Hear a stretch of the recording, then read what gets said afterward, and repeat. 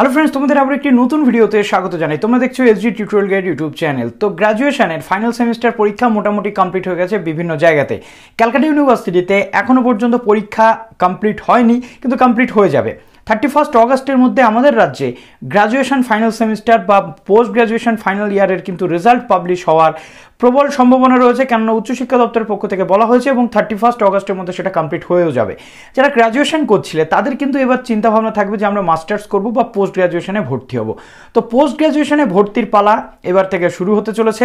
Post গ্র্যাজুয়েশনে ভর্তির পাশাপাশি তোমাদের কতগুলো বিষয় খেয়াল রাখতে হবে যে কোন ইউনিভার্সিটিতে ভর্তি হবো। ওয়েস্ট বেঙ্গলের এতগুলো ইউনিভার্সিটি রয়েছে এবং কিভাবে ভর্তি প্রসিডিওর চলে, কিভাবে এখানে সিট সংখ্যা রয়েছে বা এখানে ভর্তি হতে গেলে কী কী যোগ্যতা লাগে, সাবজেক্ট ওয়াইজ ইউনিভার্সিটি ওয়াইজ এবার থেকে কিন্তু তোমাদের সামনে নিয়ে চলে আসবো ভিডিও। কাজে যারা নতুন আছো আমাদের চ্যানেলে অবশ্যই চ্যানেলটিকে সাবস্ক্রাইব করে পাশে থাকা বেল আইকনটি ক্লিক করে দাও, তো সমস্ত তথ্যগুলো তোমরা এখান থেকে পেয়ে যাও। 31 অগস্টের মধ্যে ম্যাক্সিমাম ইউনিভার্সিটি কিন্তু রেজাল্ট পাবলিশ হয়ে যাবে। অলরেডি অনেক ইউনিভার্সিটির পরীক্ষা হয়ে গেছে, কিছু ইউনিভার্সিটি এখনও বাকি রয়েছে। তার মধ্যে কিন্তু কলকাতা ইউনিভার্সিটির পরীক্ষা অগাস্টের 5 থেকে 7 বা 8 থেকে 9 তারিখের মধ্যে কমপ্লিট হয়ে যাচ্ছে। সুতরাং যারা যারা ক্যালকাটা ইউনিভার্সিটির ফাইনাল সেমিস্টার স্টুডেন্টস রয়েছে তাদের জন্য আজকের এই ভিডিওটা খুবই গুরুত্বপূর্ণ। নট অনলি দ্যাট, রাজ্যের সমস্ত ইউনিভার্সিটির স্টুডেন্টসদের জন্য এই ভিডিওটা খুবই গুরুত্বপূর্ণ হতে চলেছে, কেননা আজকের এই ভিডিওতে আমি ভারতবর্ষের 8 নম্বর ইউনিভার্সিটি, যেটা আমাদের ওয়েস্ট বেঙ্গলে অবস্থিত, 1857 সাল থেকে যে ইউনিভার্সিটিটি পশ্চিমবঙ্গ তথা গোটা ভারতবর্ষের বুকে অন্যতম জায়গাতে রয়েছে এবং নিজের বিভিন্ন কার্যকলাপের দ্বারা নিজের স্টুডেন্টসদের জন্য ইউনিভার্সিটি কিন্তু বারবার গরিমার মধ্যে দিয়ে গেছে এবং মর্যাদাপূর্ণ একটি ইউনিভার্সিটি ক্যালকাটা ইউনিভার্সিটির আপডেট নিয়ে চলে এসেছি। তো ক্যালকাটা ইউনিভার্সিটিতে কি কি পিজি কোর্স করানো হয়ে থাকে, MA, MSc, MCom, তার পাশাপাশি মাস কমিউনিকেশন জার্নালিজম রয়েছে, এর পাশাপাশি master of librarian information science, bachelor of librarian information সায়েন্সের ইন্টিগ্রেটেড কোর্স কিন্তু করানো হয়ে থাকে ক্যালকাটা ইউনিভার্সিটির আন্ডারে। তো ক্যালকাটা ইউনিভার্সিটির লাইব্রেরি ফ্যাসিলিটি থেকে শুরু করে ক্যালকাটা ইউনিভার্সিটির একাধিক ক্যাম্পাসেস, ক্যালকাটা ইউনিভার্সিটির বিভিন্ন যে কলেজগুলো রয়েছে অ্যাফিলিয়েটেড কলেজেস অর্থাৎ ইউজি কলেজেস, সেখানেও কিন্তু পোস্ট গ্র্যাজুয়েশনের কোর্স করানো হয়ে থাকে। তো ক্যালকাটা ইউনিভার্সিটিতে MA-তে কী কী সাবজেক্ট রয়েছে, সেখানে ভর্তি হতে গেলে কী কী যোগ্যতা লাগে, যেহেতু এবার বলে দেওয়া হয়েছে উচ্চশিক্ষা দপ্তরের পক্ষ থেকে এন্ট্রান্স হচ্ছে না, অতএব মেরিট বেসিস অ্যাডমিশন যদি হয় গতবারের মতো অর্থাৎ লাস্ট 2 বছরের মতো, সেক্ষেত্রে 80-20 রেশিওতে কিন্তু অ্যাডমিশন হবে, অর্থাৎ 80% স্টুডেন্ট থাকবে যারা ক্যালকাটা ইউনিভার্সিটির আন্ডারে পড়ছে সেই সমস্ত স্টুডেন্টসদের জন্য থাকবে সিট 80% এবং বাইরের ইউনিভার্সিটির স্টুডেন্টসদের জন্য থাকবে কিন্তু 20% সিট। অতএব এখান থেকে তোমরা বুঝতেই পারছো কম্পিটিশন কিন্তু হাই হতে চলেছে, যার কারণে তোমাদের রাজ্যের যে কোনো ইউনিভার্সিটিতে কিন্তু আবেদন করতেই হবে, না হলে কিন্তু পিছিয়ে পড়তে হবে। প্রথমত আজকে আমি তোমাদের কলেজ ওয়াইজগুলো আসছি না, কলেজ ওয়াইজগুলো নিয়ে পরবর্তী ক্ষেত্রে আসবে। অ্যাফিলিয়েটেড কলেজে কী কী কোর্সেস করানো হয়ে থাকে আজকে আমি আসছি তোমাদের যে মেন ক্যাম্পাসের স্টুডেন্টসরা ভর্তি হতে চাও, বিভিন্ন যে স্টুডেন্টরা রয়েছে ক্যালকাটা ইউনিভার্সিটিতে ভর্তি হতে চাইছো, যারা রাজ্যের বিভিন্ন প্রান্তের স্টুডেন্টসরা, তাদের জন্য বলি নাম্বার 1 ক্যালকাটা ইউনিভার্সিটিতে যে ডিপার্টমেন্ট রয়েছে ancient India, history and culture, যেখানে কিন্তু 128টা সিট হয়ে থাকে ক্যালকাটা ইউনিভার্সিটিতে এবং এখানে BA honours in ancient India বা ওয়ার্ল্ড হিস্ট্রি পড়ে আসলে তোমরা আবেদন করতে পারছো। এছাড়াও পলিটিক্যাল সায়েন্স, এছাড়াও one of each subject Sanskrit, Pali, political science, geography for CU current year candidate only, অর্থাৎ এই সাবজেক্টে পড়ে আসলে কিন্তু তোমরা আবেদন করতে পারছো। অর্থাৎ সংস্কৃত, পালি বা পলিটিক্যাল সায়েন্স এই সাবজেক্টেও যারা অনার্স করে আসছো তারা কিন্তু আবেদন করতে পারছো। বলে রাখা বলো ক্যালকাটা ইউনিভার্সিটিতে কিন্তু কোনো পাস ক্যান্ডিডেটরা রেগুলার MA-তে ভর্তি হতে পারে না, এক্ষেত্রে অনার্স যাদের থাকবে তাদের ক্ষেত্রেই কিন্তু শুধুমাত্র আবেদন করতে তোমরা পারবে। সুতরাং বুঝে গেলে ওপেন ডিস্টেন্সের স্টুডেন্টরাও কিন্তু এখানে আবেদন করতে পারছো, অর্থাৎ NSOU থেকে যদি তুমি গ্র্যাজুয়েশন করো এখানে কিন্তু আবেদন করতে পারছো এবং তুমি চান্সও পেয়ে যাবে, সেদিক থেকে কোনো সমস্যা নেই। এরপর আসে অ্যারাবিক। অ্যারাবিকের 90টার মতো সিট থাকে। প্রি-MA অ্যারাবিক অথবা BA অ্যারাবিক অনার্স তোমাকে পড়ে আসতে হবে। বাংলার ক্ষেত্রে তোমার এখানে রয়েছে 385টা সিট ক্যালকাটা ইউনিভার্সিটির মেন ক্যাম্পাসে, এখানে বাংলা অনার্স পড়লেই তুমি আবেদন করতে পারবে। বুদ্ধিস্ট স্টাডিজ যদি তুমি করতে চাও 40টা সিট তুমি পাচ্ছ এবং এক্ষেত্রে তুমি BA অনার্স বা MA ইন অ্যানসিয়েন্ট ইন্ডিয়ান বা ওয়ার্ল্ড হিস্ট্রি, আর্কিওলজি, তারপরে তোমার বেঙ্গলি, ইকোনমিক্স, এডুকেশন, ইংলিশ বা এই সমস্ত সাবজেক্টে যদি তুমি অনার্স করে আসো তাহলে তুমি কিন্তু বুদ্ধিস্ট যে স্টাডিজ রয়েছে তাহলে তুমি আবেদন করতে পারছো। এরপর আসে তুলনামূলক সাহিত্য অর্থাৎ কম্পারেটিভ ল্যাঙ্গুয়েজ অ্যান্ড লিটারেচার, এখানে 34টা সিট পাচ্ছ। BA অনার্স ল্যাঙ্গুয়েজ যেটা রয়েছে অর্থাৎ যে কোনো ল্যাঙ্গুয়েজে তুমি BA অনার্স করলে আবেদন করতে পারছো। এছাড়াও লিটারেচার, হিউম্যানিটিস, সোশ্যাল সায়েন্সের স্টুডেন্টসরা যাদের বাংলার উপরে নলেজ রয়েছে তারা এখানে আবেদন করতে পারছো। এরপর আসে ইকোনমিক্সের ক্ষেত্রে আমরা দেখতে পাচ্ছি 235টা সিট রয়েছে ক্যালকাটা ইউনিভার্সিটির মেন ক্যাম্পাসে, এখানে তোমরা BA বা BSc অনার্স ইন ইকোনমিক্স যদি তুমি পড়ে আসো তাহলে কিন্তু তুমি আবেদন করতে পারছো। এরপর আসছে education, BA honours in education, অর্থাৎ এডুকেশনে অনার্স থাকলে তুমি আবেদন করতে পারছো। ইংলিশের ক্ষেত্রে 245টা সিট পাচ্ছ। এটা গতবারের রেশিওতে বলছি, এবার কিন্তু নতুন রেশিও আসেনি। গতবারের যে সিস্টেম সেই অনুযায়ী বলছি। কেন বলছি, কেননা এটা কিন্তু পোস্ট গ্রাজুয়েশনে ভর্তি যে প্রি প্ল্যানিং বা প্রিপারেশন, সেটা কিন্তু তোমাদেরকে জানতে হবে, যার কারণে এই ভিডিওটা বানানো। ওই জন্য তোমাদেরকে একটা কনসেপ্ট ক্লিয়ার করার জন্যই কিন্তু বলছি যে এবছরেও কিন্তু সেম প্রসেসে যদি হয়, এই প্রসেসেই কিন্তু ভর্তি হবে। ইংলিশের ক্ষেত্রে রয়েছে 235টা সিট, ইংলিশ অনার্স থাকলে আবেদন করতে পারছো। ফ্রেঞ্চের ক্ষেত্রে রয়েছে 18টা সিট, এখানে তুমি বিএ অনার্স ইন ফ্রেঞ্চ থাকলে তুমি আবেদন করতে পারছো। এছাড়াও হিন্দিতে, এখানে হিন্দি অনার্সে থাকলে তুমি আবেদন করতে পারছো বিএতে। তারপর রয়েছে হিস্ট্রিতে অনার্স থাকলে তুমি আবেদন করতে পারছো। ইসলামিক হিস্ট্রি অ্যান্ড কালচারের ক্ষেত্রেও 169টা সিট রয়েছে, এখানে তোমার BA honours in history of Islamic culture থাকলে আবেদন করতে পারছো। এরপর আসছে integrated BA, integrated bachelor of library and information science এবং master of library and information science. Bachelor of library information সায়েন্সে ভর্তি হলে কিন্তু একই সাথে master of library and information সায়েন্সের কোর্স করতে পারছো।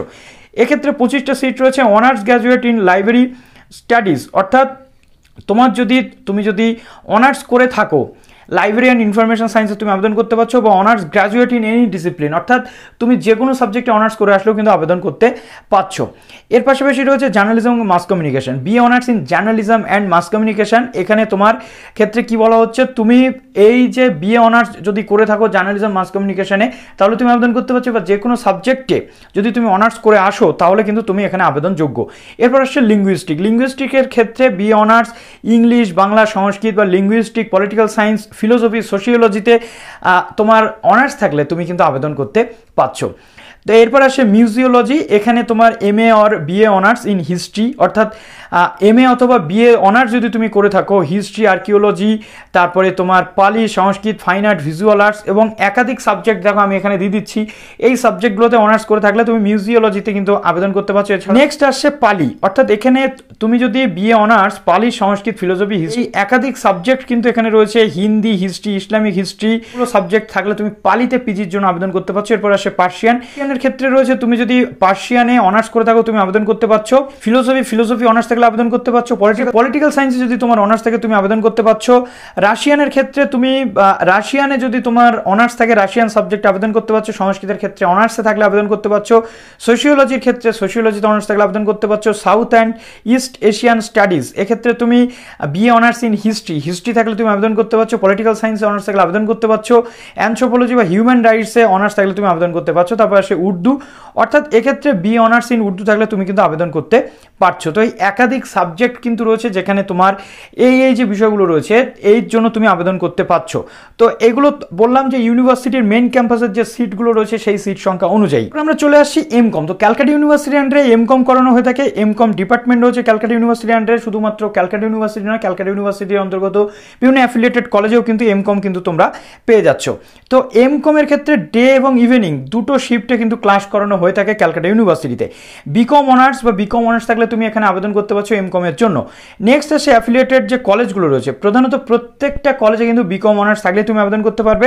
দেখো এখানে রয়েছে ক্যালকাটা ইউনিভার্সিটির মেন ক্যাম্পাস তো রয়েছে, তার পাশাপাশি দেখো Goenka college of commerce and business administration, Fakirchand college, Bijoykrishna girls college, Naba Ballygunge মহাবিদ্যালয়, Netajinagar day college, Shibpur Dinabandhu institution এবং প্রফুল্লচন্দ্র কলেজ, এই কটা কলেজে কিন্তু ক্যালকাটা ইউনিভার্সিটির আন্ডারে মোস্ট এমকম কলেজেস কিন্তু ক্যালকাটা ইউনিভার্সিটির আন্ডারে এইগুলোই রয়েছে। ক্যালকাটা ইউনিভার্সিটির আন্ডারে এমএসসিতে কী কী সাবজেক্ট পড়ানো হয়ে থাকে এবং এমএসসির ক্ষেত্রে সাবজেক্টের যে যোগ্যতা কি কি থাকে, অর্থাৎ কত মার্কস পেলে আবেদন করা যায় সমস্ত কিছু। ফিজিক্সের ক্ষেত্রে এমএসসি, ফিজিক্সের ক্ষেত্রে এমএসসির ক্ষেত্রে আমরা দেখতে পাচ্ছি যে 74টা সিট রয়েছে ক্যালকাটা ইউনিভার্সিটিতে, অর্থাৎ এখানে আমরা দেখতে পাচ্ছি যে 55% মার্কস বিএসসি অনার্সে যদি থাকে ফিজিক্সে তুমি আবেদন করতে পারছো। এই প্রত্যেকটা সাবজেক্টে কিন্তু 55% নাম্বার যদি গ্র্যাজুয়েশন অনার্সে পাও তবেই কিন্তু তোমরা আবেদন করতে পারবে। সাবজেক্টগুলো পরপর কিন্তু আমি বলে যাচ্ছি। কেমিস্ট্রির ক্ষেত্রেও কিন্তু সেম রয়েছে, 55% অনার্সে পেলে আবেদন করতে পারছো। অ্যাপ্লাইড ম্যাথমেটিক্সের ক্ষেত্রেও কিন্তু সেম রয়েছে, 55% ম্যাথমেটিক্সে থাকলে তুমি আবেদন করতে পারছো। পিওর ম্যাথমেটিক্সের ক্ষেত্রেও বিএসসি অনার্সে 55 থাকলে আবেদন করতে পারছো। এরপর আসছে সাইকোলজির ক্ষেত্রে রয়েছে 45টা সিট, 55% মার্কস, বিএসসি অনার্স সাইকোলজিতে যদি তুমি পেয়ে থাকো তুমি আবেদন করতে পারছো। এরপর আসে অ্যাপ্লাইড সাইকোলজির ক্ষেত্রে 45টা সিট, 55% বিএ বিএসসিতে যদি অনার্স করে থাকো সাইকোলজিতে আবেদন করতে পারছো। হিউম্যান সাইকোলজিতেও তুমি 55% মার্কস থাকলে আবেদন করতে পারছো। জুওলজির ক্ষেত্রে 55% মার্কস জুওলজি অনার্সে থাকলে আবেদন করতে পারছো। বটানির ক্ষেত্রেও 55%, অ্যানথ্রোপোলজির ক্ষেত্রেও কিন্তু এখানে 55%, জিওগ্রাফির ক্ষেত্রে 55% বিএ বিএসসি অনার্সে থাকলে আবেদন করতে পারছো। তবে এটা নয় যে 55% মার্কস পেলেই তুমি চান্স পেয়ে যাবে, কেননা কাট অফ কিন্তু অনেকটা বেশি হয়। গত বছর আমরা দেখেছি 70%, 78, 90% পর্যন্ত কিন্তু কাট অফ এসেছে লাস্ট পর্যন্ত সায়েন্সের সাবজেক্টগুলোতে। স্ট্যাটিস্টিক্সের ক্ষেত্রে আমরা দেখছি যে 55% মার্কস বিএ অনার্সে যদি তুমি পাও আবেদন করতে পারছো, এবং এক্ষেত্রে সিইউ এবং নন সিইউ বোথ ক্যান্ডিডেটদের ক্ষেত্রেই কিন্তু বলা রয়েছে। তবে have to appear the entrance test, অর্থাৎ স্ট্যাটিস্টিক্সের ক্ষেত্রে এন্ট্রান্স টেস্ট কিন্তু হয়ে থাকে ক্যালকাটা ইউনিভার্সিটিতে, এমনটা কিন্তু এখানে বলা হয়েছিল লাস্ট বছরে। এরপর আসছে মাইক্রোবায়োলজি, 16টা সিট রয়েছে, 55% মাইক্রোবায়োলজি অনার্সে যদি তোমার থাকে তবে তুমি কিন্তু আবেদন করতে পারছো। কম্পিউটার সায়েন্সের ক্ষেত্রে 32টা seat, 55% marks BSc honours computer সায়েন্সে থাকলে তুমি আবেদন করতে পারছো। এরপর আসছে ইলেকট্রনিক সায়েন্স, এক্ষেত্রে 55% মার্কস, যেটা তোমার ইলেকট্রনিক্স বা ফিজিক্স অনার্সে থাকলে তুমি কিন্তু আবেদন করতে পারছো। নেক্সট আসছে অ্যাপ্লাইড জিওলজি। অ্যাপ্লাইড জিওলজির ক্ষেত্রে এখানে রয়েছে 30টা সিট।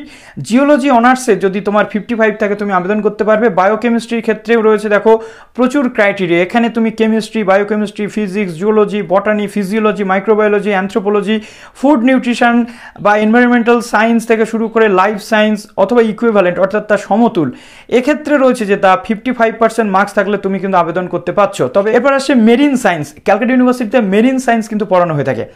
মেরিন সায়েন্সের ক্ষেত্রে আমরা দেখছি 55% মার্কস বা chemistry, biochemistry, zoology, বটানি, geology, physiology, microbiology, anthropology, life science বা এনভায়রনমেন্টাল সায়েন্স বা ফিজিক্স অথবা অন্যান্য ইকুইভ্যালেন্ট সাবজেক্টের স্টুডেন্টস এলিজেবল, 55% মার্কস থাকলে আবেদন করা যায়।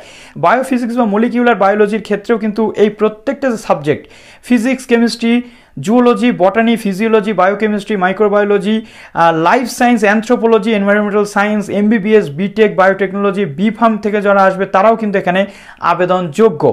নেক্সট আসছে বায়োটেকনোলজি। বায়োটেকনোলজির ক্ষেত্রে কেমিস্ট্রি, বায়োকেমিস্ট্রি, ফিজিক্স, এই যে ওপরের সাবজেক্টগুলো বললাম এই প্রত্যেকটা সাবজেক্টের ক্যান্ডিডেট কিন্তু আবেদনযোগ্য 55 থাকলেই।